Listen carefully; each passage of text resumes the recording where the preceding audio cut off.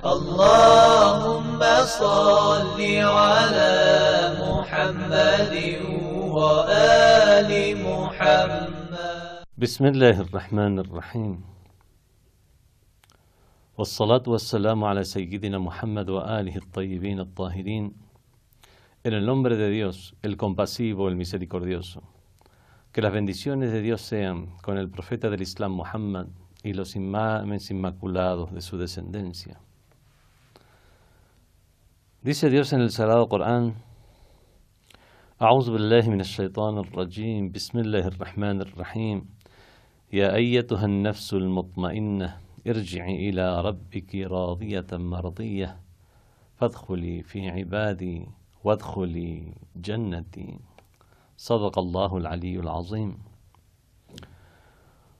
Oh alma sosegada, irji'i ila rabbiki, vuelve con tu Señor, radiyatan mardiyah, siendo complacida y siendo complaciente.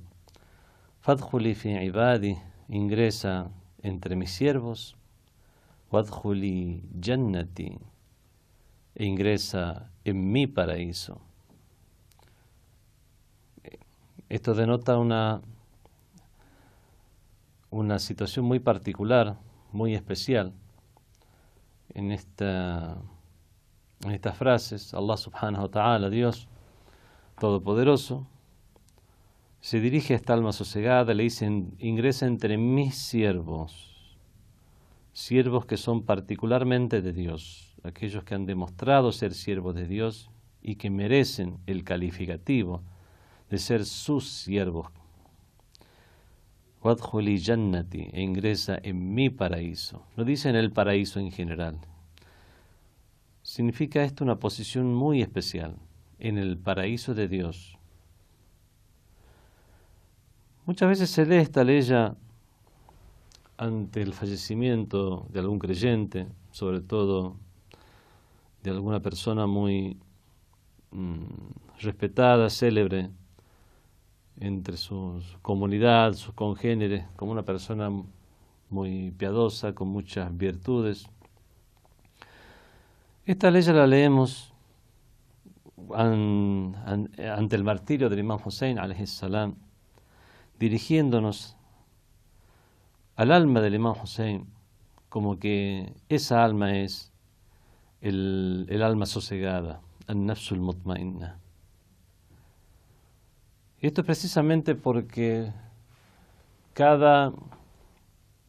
podemos decir que hay un ideal para las cualidades, y en este caso, el ideal para esta alma sosegada, ¿quién otro sino el Imam Hussein ibn Ali alayhi salam, a causa de todas las particularidades que él tuvo y que los demás pudieron llegar a presenciar y a ser testigos sobre su persona? Se ha manifestado en la personalidad del Imam Hussein alayhi salam, en sus virtudes, sus atributos, su hombría de bien, sus actos de devoción para con Dios alayhi salam a lo largo de su vida, pero sobre todo en el día de Ashura, el día de la masacre de Karbala, se han manifestado todas estas cualidades en su forma más exponente e ideal.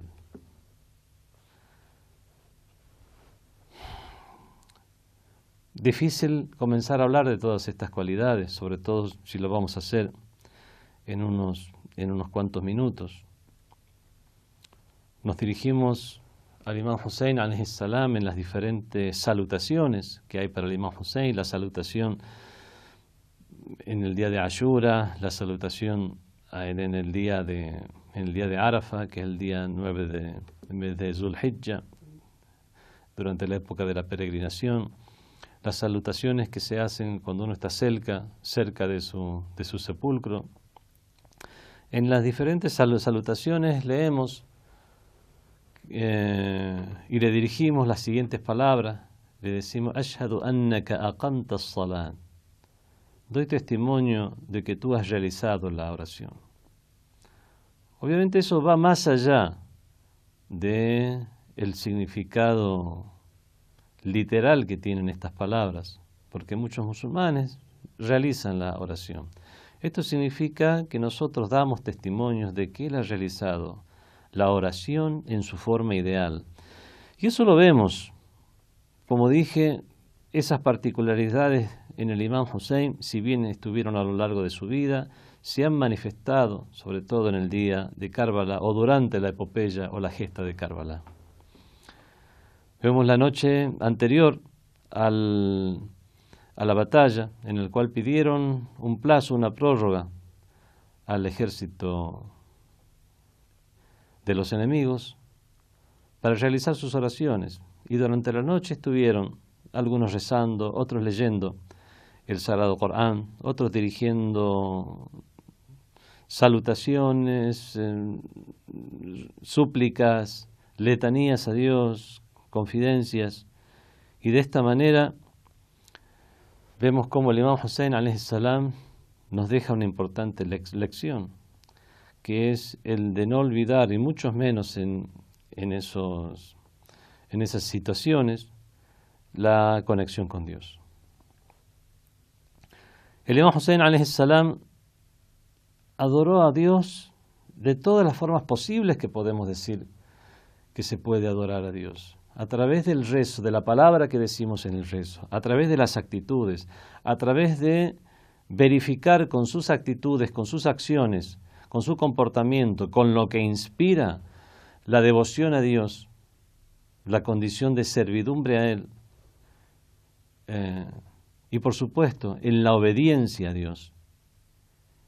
Y esto llega, podemos decir, a su apogeo cuando el Imam Hussein alayhi salam ya se sacrifica a sí mismo, a los miembros de su familia, a sus hijos, a sus seres queridos, en el camino de perpetuar la palabra de Dios. En las manifestaciones de paciencia, perseverancia, en agradecer a Dios incluso en estos momentos tan trágicos. En una narración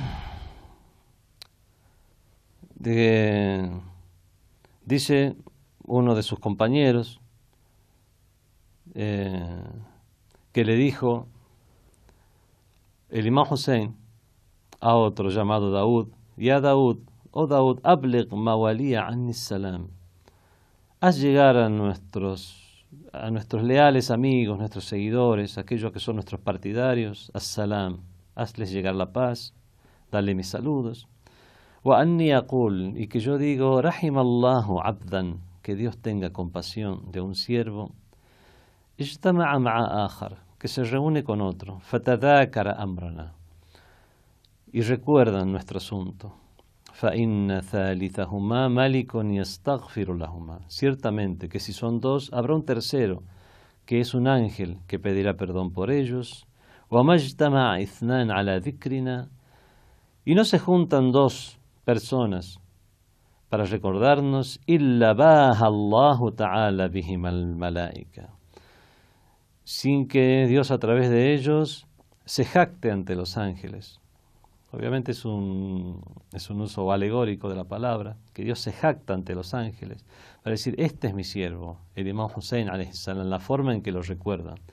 Este es precisamente esa persona que merece ser el vicario en la tierra, el vicario de Dios en la tierra. Y es por eso que Dios le dirige estas palabras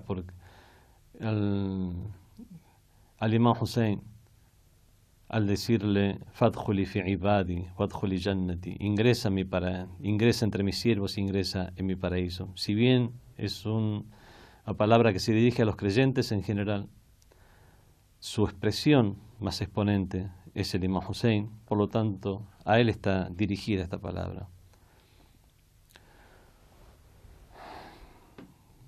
Vemos entonces que hay expresiones dentro de la gesta del Imam Hussein de todo tipo. Hay expresiones de diferentes aspectos y dimensiones, todas las virtudes. Están los aspectos devocionales, están los aspectos humanos, están los aspectos de misericordia, hay aspectos sociales, los políticos. Y para mencionar algunos de estos aspectos devocionales, veamos los rezos del Imam Hussein alayhi salam durante la gesta de Karbala. Hubo diferentes tipos de rezos. Está el rezo de despedida.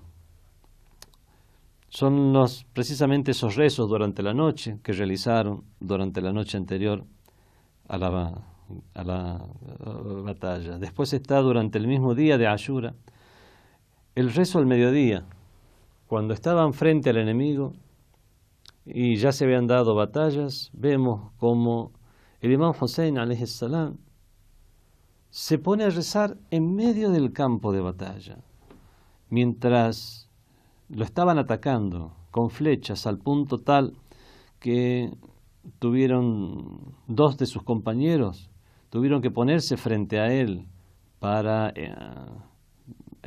esquivar esas flechas, atraparlas, o hacerlas que no lleguen al bendito y puro cuerpo del Imam Hussein, de forma tal que fueron martirizados.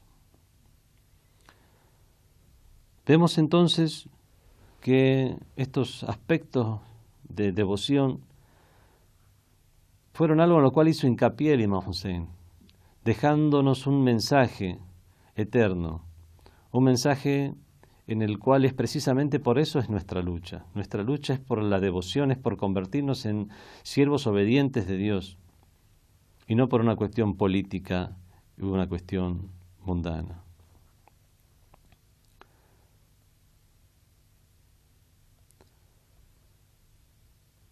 Otro de los aspectos que encontramos dentro de las cuestiones de devoción son las súplicas o los ruegos que el Imam Hussein dirigía.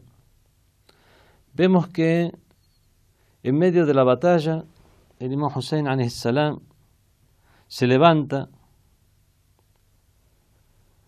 eleva sus manos y dice: Allahumma muta'ali al-makan, oh Dios mío, tú que tienes una elevada posición, azimul jabarut, que eres majestuoso en tu hegemonía por sobre el universo, ganiyan anil khalaiq, que no necesitas de las criaturas, aridul kibriya, que eres extenso en tu hegemonía, en tu kibriya, entre tu condición de grande, qadiran ala ma tasha, que todo lo puedes, eres todopoderoso, qaribur rahma, siempre estás cerca para ofrecer tu misericordia, sadiqul wa'd, tú que eres veraz en tu promesa, sabiqun na'am, an-ni'ma, tú que ofreces las gracias de manera extensa,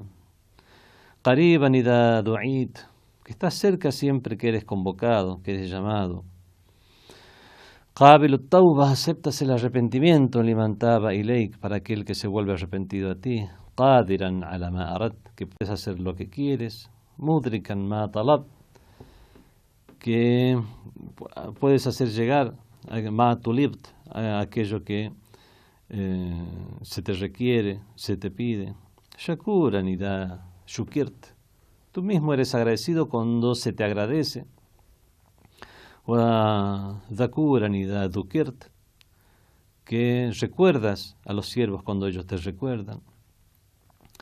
Después de esta introducción dice: ad'uka muhtajan, me dirijo a ti, te ruego, muhtajan, siendo yo un necesitado, wa arghabu ilayka faqiran, y tengo anhelo de lo que me puedas dar, puesto que estoy necesitado, soy un pobre en estos momentos, wa afza'u ilayka khaifan, me refugio en ti temeroso, wa abki ilayka makruban, Dirijo mis llantos hacia ti, makruban acongojado, wa asta'inu bika da'ifan, pido tu auxilio como débil que soy, wa atawakkalu alayka kafian, me encomiendo completamente a ti. Ihkum baynana wa bayna qaumina, juzga tú entre nosotros y esta gente. فَإِنَّهُمْ غَرُّونَ, ciertamente que estos nos han engañado, وَخَدَعُونَ, nos han traicionado, وَخَذَلُونَ, nos han abandonado, وَغَدَرُوا بِنَا, y nos han dejado solos, وَقَتَلُونَ, incluso nos han combatido, وَنَحْنُ عِتْرَةُ نَبِيِّكَ, nosotros somos la descendencia de tu profeta, وَوُلْدُ حَبِيبِكَ, somos la progenie de tu amado, el profeta del Islam, sallallahu alayhi wa alihi, alladhi istafaytahu birrisala, quien has escogido con el mensaje. Bueno, es un dua, y finalmente dice, faj'al lana min amrina farajan wa makhraja, dispón para nosotros un alivio y una salida, birahmatika ya arhamar rahimin, por tu misericordia, o el más compasivo de los misericordiosos. Otro de los aspectos que el Imam Hussein alayhi salam nos enseña es el de la perseverancia en la lucha en el camino de Dios. Y no solo eso, sino en la forma en que marca la diferencia, hace un contraste con las actitudes de los incrédulos, con las actitudes de aquellos que son enemigos de Dios y enemigos de la humanidad. En el Islam hay leyes para la lucha, no cortar cursos de agua, no matar el ganado, no transgredir a civiles, a personas que no están en la lucha, y toda una serie de pautas que el Imam Hussein alayhi salam observó. Vemos que el día anterior a la batalla de Karbala, cuando llega el batallón comandado por Hurr ibn Yazid, este Hurr que después se vuelve y se pasa a las filas del Imam Hussein alayhi salam, pero que primeramente lo detiene. El Imam Hussein había llegado ya a los cursos de agua para abrevar a su ganado, a sus monturas, y vemos que el Imam Hussein alayhi salam es el que le da agua a quienes son sus enemigos. Y vemos qué hicieron estos enemigos el día posterior. Prohibieron que tuvieran la familia del profeta acceso al agua, de manera tal que él y sus compañeros murieron sedientos. Y esto marca un contraste, podemos decir, que es un contraste, hasta podemos decir que Allah subhanahu wa ta'ala nos lo muestra de una forma hasta casi intencionada, como para que eso se perpetúe a lo largo de la historia, para ver la diferencia de actitudes de los creyentes con aquellos que son enemigos de Dios y de la humanidad. Entre las normas que vemos que existen en el Islam es no cortar, no mutilar los cuerpos de los muertos de entre los enemigos. Esa es una norma que existe en el Islam. La yumathal biqatil. Aquí el mathla es cortar o mutilar ya a un cuerpo muerto. La yumathal biqatil min al kuffar. Está prohibido en el Islam mutilar cuerpos de los incrédulos que hayan muerto en las batallas. Incluso el Imam Ali ibn Abi Talib alayhi salam prohibió que se lo mutile o se profane el cuerpo de su propio asesino. Ibn Muljam le asestó un golpe de espada al Imam Ali ibn Abi Talib alayhi salam el día 19 del mes de Ramadán, y termina falleciendo el Imam Ali el día 21. Le asestó un golpe con una espada envenenada que le asestó en medio de la cabeza, pero es precisamente, bueno, por las heridas y por el veneno mismo que el imam Ali alayhi salam terminó falleciendo.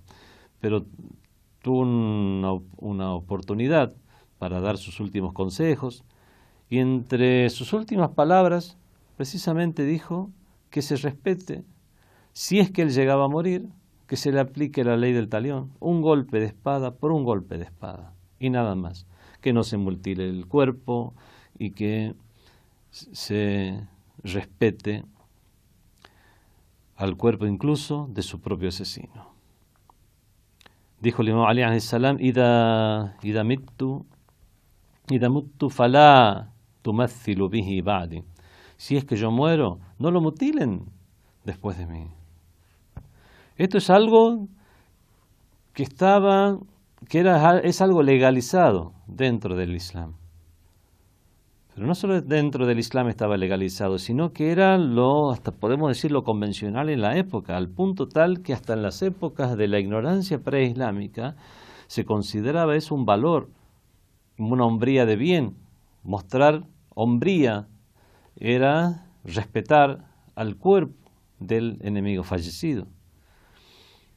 Es más, se menciona que al finalizar la batalla de Uhud, cuando los incrédulos vencieron a los musulmanes, Abu Sufyan, líder de los incrédulos, se acercó hasta el cuerpo de Hamza ibn Abi Talib, Hamza ibn Abdul Muttalib, el tío del profeta del Islam.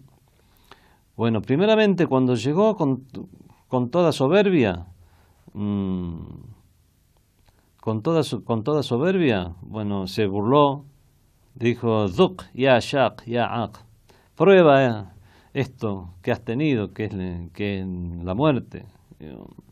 Y le dijo unos epítetos, mejor no traducirlos: oh desgraciado.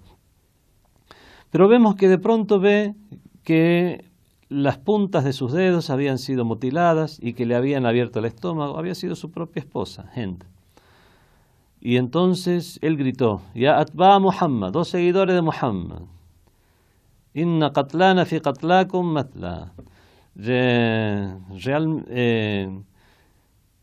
Nuestros muertos, en relación a vuestros muertos, que no haya mutilación de nuestros muertos por lo que se le hizo a vuestros muertos. Wallahu ma amartu bihada. Por Dios que yo no ordené esto. Wala raditu bihi. Y no estoy satisfecho de ello. Un incrédulo, enemigo del profeta del Islam.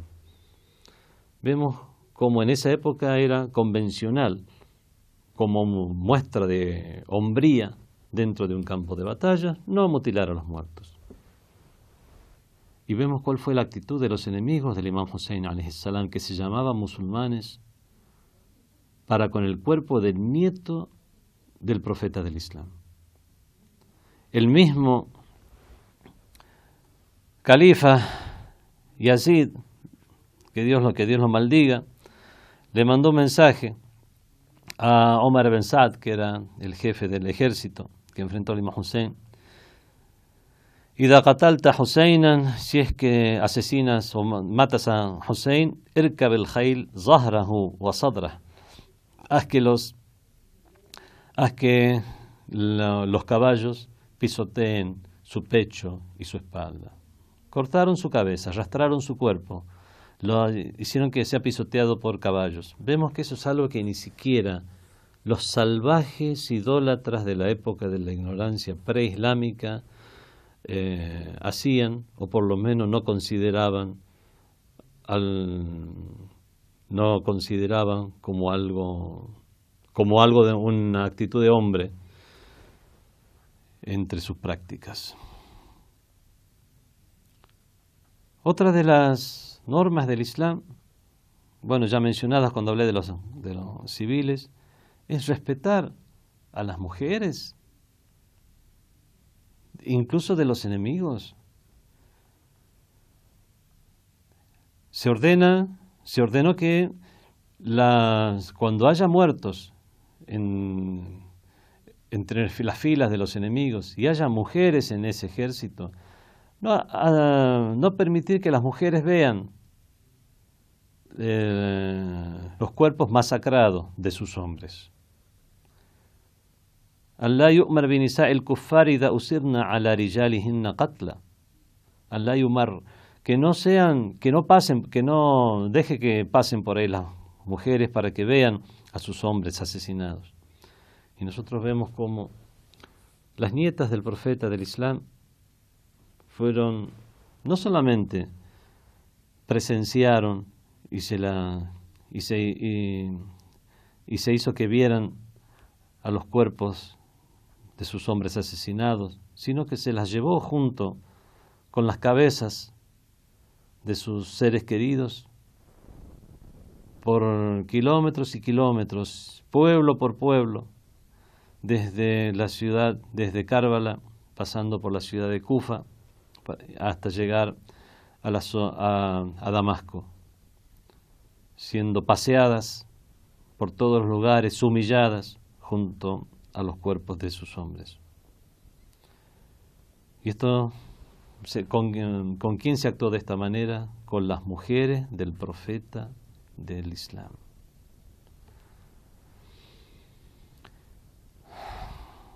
Dicen, en las batallas del Islam ya contra imperios, como contra el imperio bizantino, contra el imperio persa, se ordenaba que kunna min banat as-salatin fala yu'radna lil bay' fi al-aswaq. Las hijas de los reyes o las mujeres de las familias reales, no eran dispuestas exhibidas para la venta en los mercados. Y vemos cómo fueron llevadas, exhibidas las nietas del profeta del Islam por aquellos que se decían musulmanes, exhibiendo sus rostros ante los extraños. Es más, cuando llegaron las prisioneras a la ciudad de Damasco con el rostro descubierto, dijeron la gente de Siria que no sabía que eran las nietas del profeta, sabían que se había vencido a unos enemigos, y dijeron, nunca vimos prisioneras con un rostro tan bello como estas. Al punto tal que una persona de Damasco le dijo a Yazid, Habli hadih al-jariya, regálame a esta esclava, proponiéndose a Sukaina, la hija del Imam Hussein alayhi salam. Vemos que esta fue incluso la peor de las desgracias, el hecho que las mujeres de la familia del profeta hayan sido después tratadas de esta manera.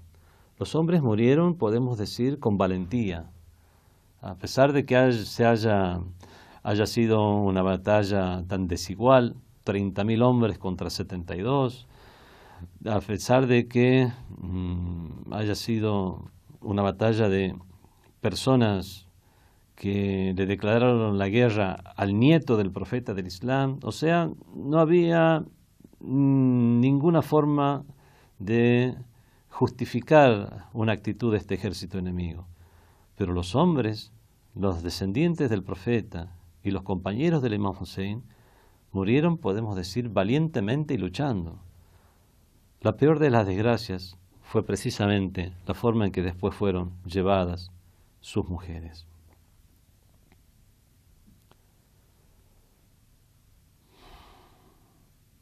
Lamentablemente, bueno, esto ya se está extendiendo demasiado, no hay mucho tiempo.